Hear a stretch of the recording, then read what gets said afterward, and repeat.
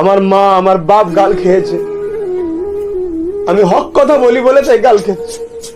তাহলে কি হক কথা বলা বন্ধ করে দেবো? না, বন্ধ করবো।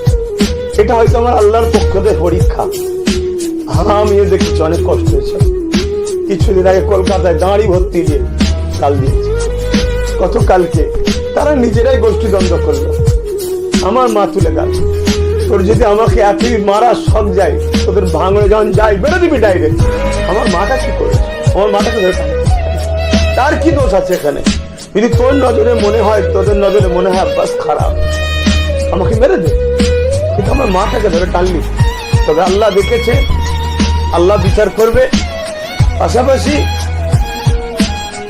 আমি লড়ছি হকের জন্য, অবশ্যই আপনাদেরকেও বাঁচাবার জন্য লড়ছি। এক ইমানি দিক দিয়েও বাঁচাতে চাইছি, ধর্মের দিক দিয়ে জালি হুকুমাতের হাত দিয়েও বাঁচাতে চাইছি। আজ আমার মা আমার বাপ গাল খাচ্ছে।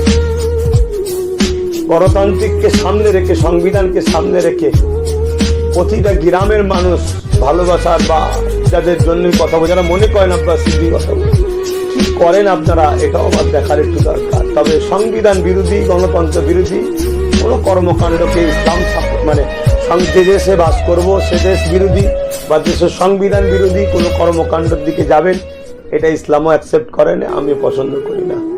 অবশ্যই আমার খুব ব্যথা লেগেছে।